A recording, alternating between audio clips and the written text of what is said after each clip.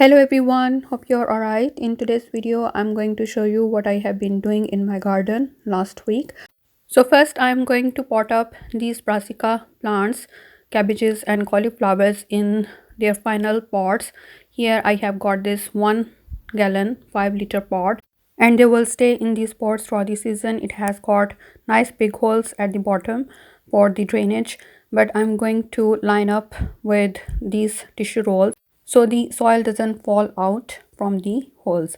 Here I have got multi-purpose compost and I also have topsoil with me, so I will fill the pot halfway with topsoil and halfway with multi-purpose compost. Here you can see I don't have many plants. I have got 7 cabbages and there is 1 plant per cell, and in one there is 2, and there's not good germination with cauliflowers. I only have 3 cauliflower plants. I started these plants in January and they have been sitting in my greenhouse since then.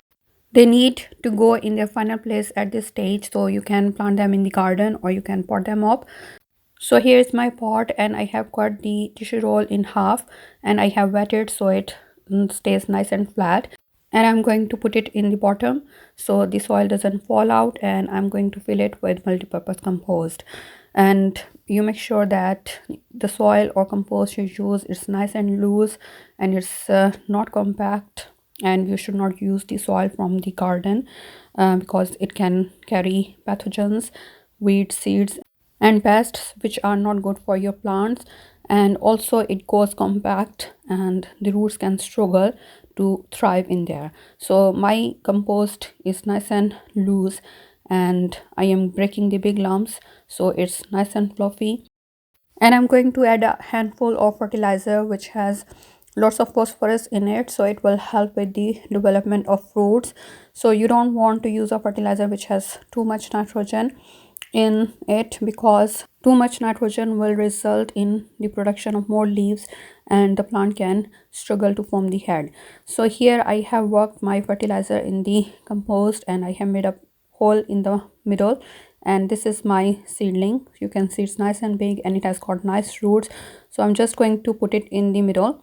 So you can bury it a little bit deep so it stays nice and straight. So I'm going to bury the lower leaves which are cotyledons in the soil, and it will help the plant to stay nice and straight. And I'm going to compact the soil around it and I'm going to water it. It's important to water them thoroughly, which will help with the prevention of transplant shock. So this way I'm going to pot up all my brassica plants and then I will show you the end result.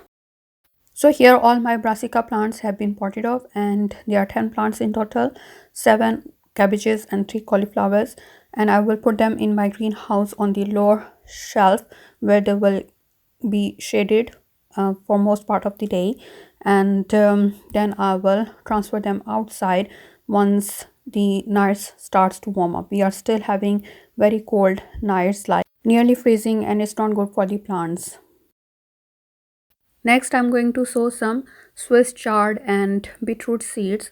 I direct seeded them last month in my raised bed, but as I said, the nights are still very cold. So they are struggling to thrive, and also the birds have been digging in my raised beds to look for peas and they have been disturbing all my seedlings. So I'm not happy with the seedlings that are growing there. So just in case I end up losing them, I want to have something as a backup. So here I have got this multi-cell tray. There are 24 cells in it, so I'm going to sow half of the tray with beetroot seeds and half of the tray with Swiss chard seeds.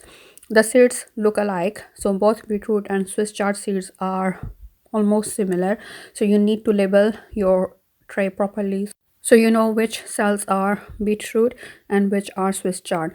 So I'm going to sow 2 seeds per cell.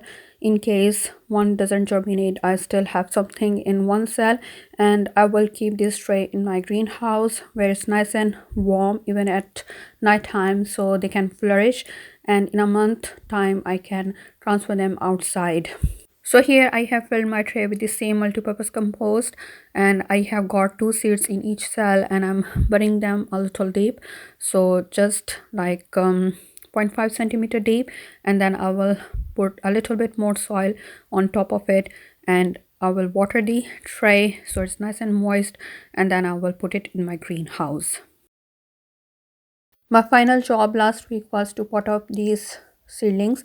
These are perennial plant seedlings, Rudbeckia and Dianthus. I have got lavender and echinacea as well, but there's not very good germination with lavender and echinacea, but Rudbeckia and Dianthus are looking really good. I have got lots of seedlings in there, so I'm going to separate them and I'm going to pot them separately in bigger pots, plastic cups, so they have more room to grow.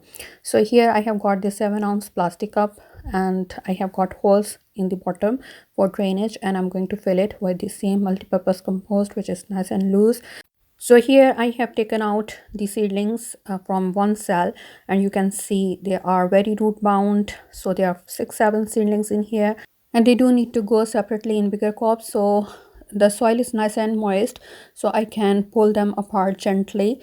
I will end up losing some roots, but that's fine. These are perennial plants and they are quite resilient, so they can survive a little bit of transplant shock. And I have taken my seedling and put it in the cup and put more soil around it and compacted it so it's nice and snug in its place. Here I'm going to take apart another seedling, so gently pull some of the seedlings so they have as many roots as possible with them, and make a hole in the middle of the cup, put the seedling in there, compact the soil around it, and that's all done. So I'm going to transplant as many seedlings as possible. I have lots of Rudbeckia seedlings there, and I have lots of Dianthus seedlings. I'm going to use these plastic cups. I may end up using another seed starting tray to separate them, and I also have got tissue roll cases so I can transplant some of the seedlings in there.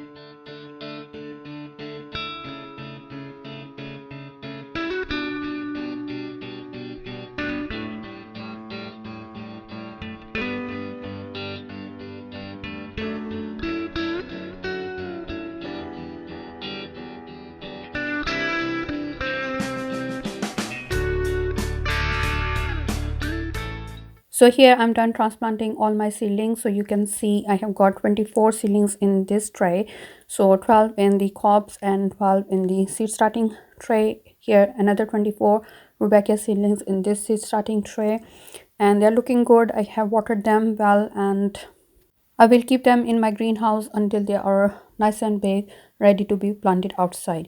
Here are my Dianthus seedlings, so I have got them in these tissue roll cases.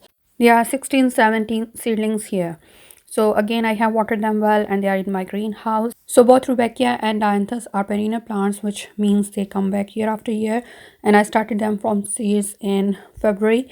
And you can see I have got lots of seedlings here, which are more than I need. So I may give some of them as gifts to my friends and family. So I will transplant them outside in my garden once it's nice and warm and they are nice and big size. So I'll update you about the progress of all these plants. If you're interested, please subscribe to my channel and press the bell icon so you don't miss out on any of my gardening videos. Thank you very much for watching today. See you next time. Bye.